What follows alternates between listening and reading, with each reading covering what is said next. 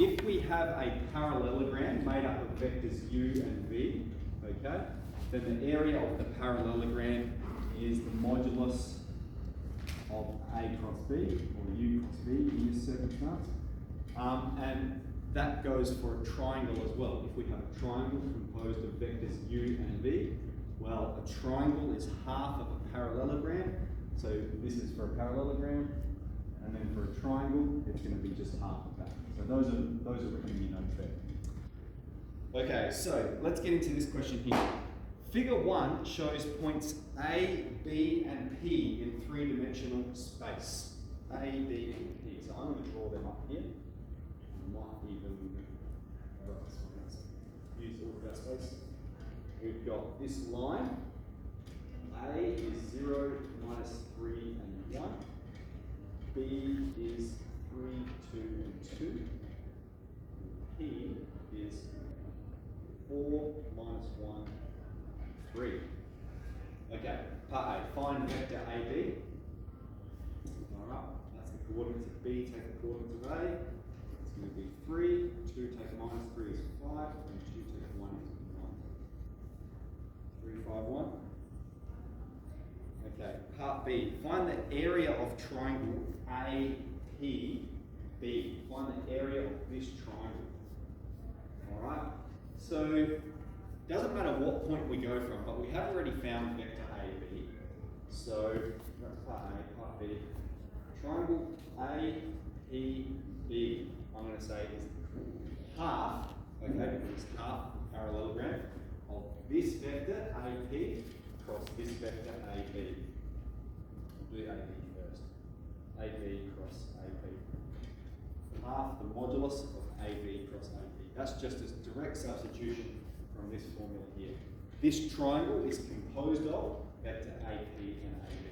You could do it from point P if you wanted to, but I'm just thinking we've already found vector AB. Let's also, because before we go ahead and do this, we're going to need to work out what is vector AP. So let's do that up here as well. Vector AP is the coordinates of P, take the coordinates of A.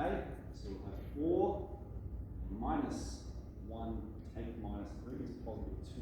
It's tricky. And then 3 take 1 is 2. So we have AP and AB. Alright, now we need to find the cross product. Alright, so, you know, if it helps, you can write it out like this. If you can do it a bit faster, like, for instance, when I'm doing them, what I generally do is write these vectors underneath one another. So what was it again? 4, 2, 2. Like that. And then, like, often you don't need to draw up the matrix. You can look at it and go, I times these ones, J, you know, so you can make it a bit more simple. Okay, so let's do the cross product first. So if I'm doing AB cross AP, I'm just working out that part. I'm localizing one section of all the things I need to work out. Alright, so if I'm doing the cross product of these two vectors, we'll cover up here, we're going to have 10, take away 2. Alright, that's going to be 8i. And then we're going to have take j times, if I cover up the middle one, we're going to have 6 take away 4, which is positive 2, and then plus k, 6 take away 20, minus 14. Alright, so that vector is 8 minus 2 minus 14.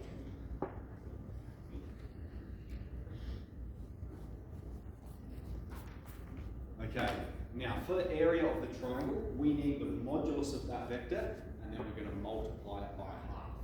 So the modulus of this vector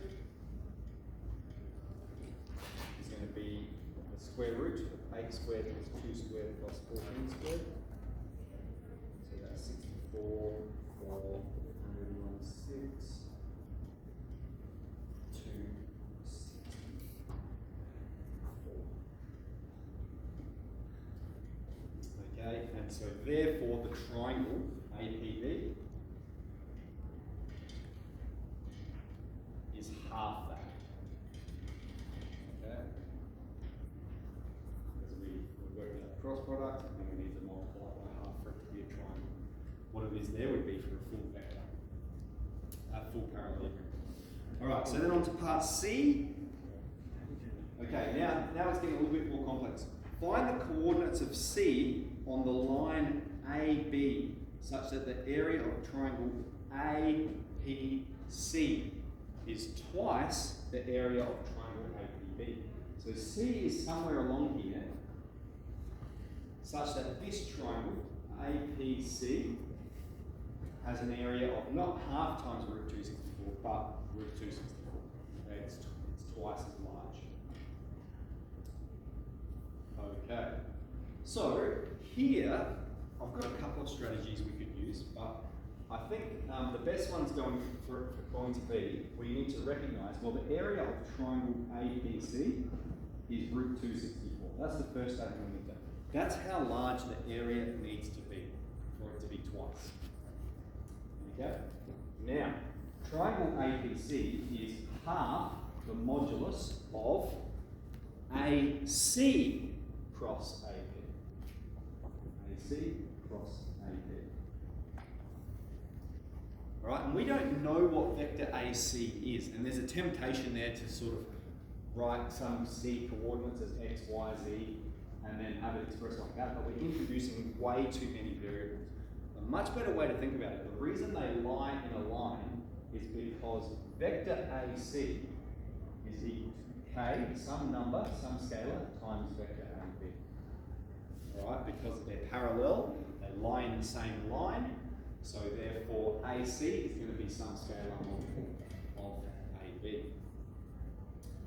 Alright, so what that means, let's maintain this equation. We've got root 264 equals half times the modulus of KAB cross AC. KAB cross AC. Is that cross AP? AP, yes.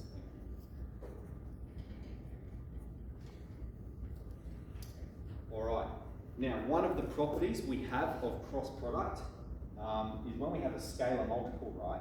A scalar multiple, we can think of it as applying to the vector or applying after the vector product has been applied. So let's just break that process, what I'm saying there down. It's like this, AB cross AB. Okay, now that evaluates to a vector, doesn't it? That's going to evaluate to a vector. And then furthermore, the other property we have, so let's just keep processing, is that half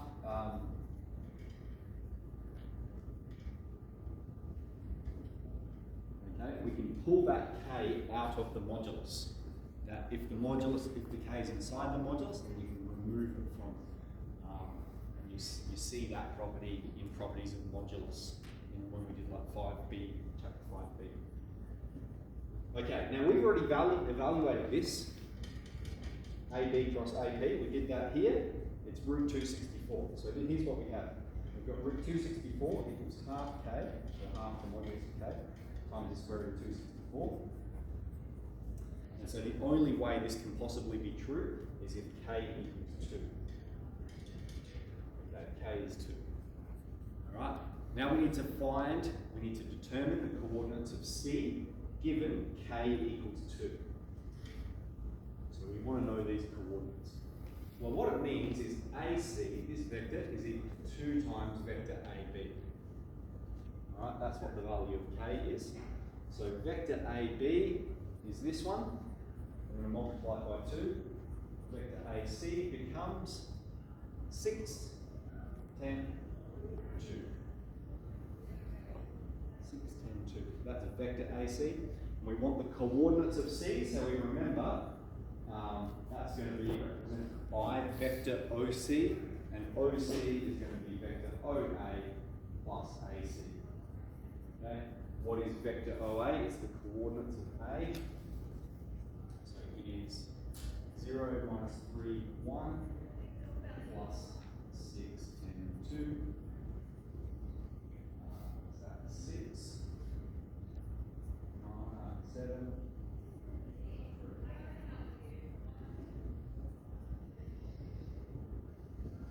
They're the coordinates of C. Alright, we will stop there, and when we come back from recess, we'll do the parallel pipe head.